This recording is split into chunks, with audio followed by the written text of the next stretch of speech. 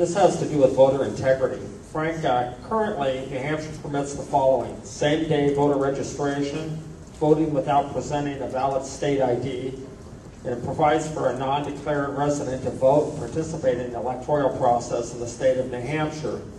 Do you believe these are valid mechanisms for free and honest elections? And if not, or if so, how would you ensure that the sanctity of the ballot box is protected? First, I used to work on Board of Elections, and I know you can never deny an American citizen their right to vote. Doesn't mean they have to vote that day. They can do it on a ballot, and then once it's certified later, it can be counted, something like an absentee ballot. What I would do, I don't believe we should have same-day registration unless it's done the way I just said. Where I come from, that's the way it's done. I was a Republican district leader, and I took on 2 extra districts, one that was Republican and one was Democrat, and we got things done. When you come, I believe in a primary process, but if you're going to vote in the Republican primary, as of a date, let's say when we registered this week in June, that after that date, you have to be locked into your political party. If you're not, you should be denied the right to vote in a primary, not general election. I've watched what happened with Ronald Reagan, and I watched what happened with Senator McCain. They were controlled by people voting for the weaker party. I know that. I'm not going to tell you how I know, but I know. That's why Ronald Reagan won in his second election, is because a lot of Democrats in California said, we wanted Reagan, he's for this, that, and the other thing. We voted for the worst possible candidate in the Democratic Party. But that said, that's one of the things I would be cautious. Whether it's 100% true or not, I'd be cautious. I don't want same-day registration that's counted the minute you go to a machine, because once it's on the machine, you can't get it back. So, register for your primary. You want to be a Republican? Stand up. You want to be a Democrat? Stand up. Make your parties better than what they are. And I think that's the way to do it. And you can't vote on the primary. You can't switch the same day. I think that's nuts. I never saw anything so crazy in my life. I could be an independent vote in the Republican Party. I could be an independent vote in the Democrat Party. I'm neither one. That tells me people can come here from out of state and change the ballot. Thank you, Frank. Jack, same question. Obviously, what we're talking about here, folks, is voter fraud. And voter fraud is rampant in the state of New Hampshire. I lived in Durham, and all of us that lived in a school or college environment, we saw firsthand people coming in on buses, getting off, walking right in, voting. We had students that don't live here, reside here, that are voting. Absolutely, 2 things right away. You have to have an ID. You have to walk in and show an ID and prove that you are a resident of the state. That's very important. And the other side will argue, well, no, you know, that's going to disenfranchise out of the voter. Look at folks, the only people that are getting disenfranchised are you. Your votes are getting canceled out by people who shouldn't be voting here. So that's the first thing. Second thing, same-day voting, same-day registration, that's got to go away. It has to go away. We set up a different mechanism. It can't happen. And I completely agree that we can't be switching back and forth.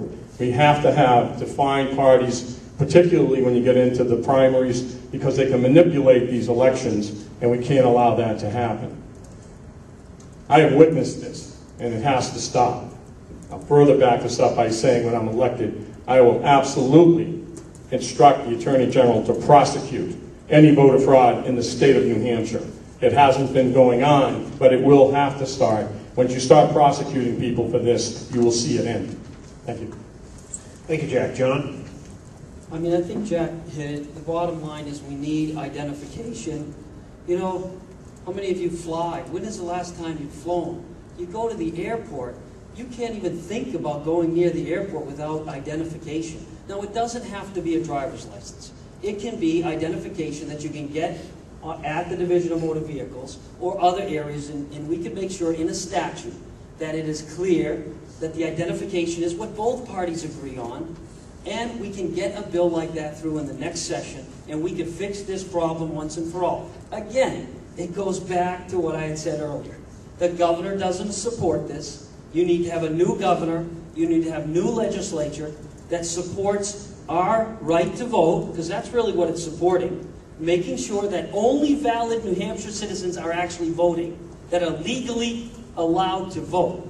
And so I would want to be very, very much a strong supporter of that ideology from the very beginning and work with the legislature to pass a bill immediately that gives us what we're all talking about. So we have legally identifiable voters showing up at the polls. We all know what that means. It can happen. Again, it's all about leadership. If you start the game and you say, that's what I want, it will make its way to your desk. And if you keep fighting for those principles, it'll make its way to your desk. And that's what we need in New Hampshire. A leader. This is what this election is all about. Thank you, John. Karen? Well, this is right up my alley again. In the past, we have had 2 governors who have had the bills that would have addressed the question. And we've had 2 governors, Jeanne Shaheen and John Lynch, who have both vetoed every one of those bills.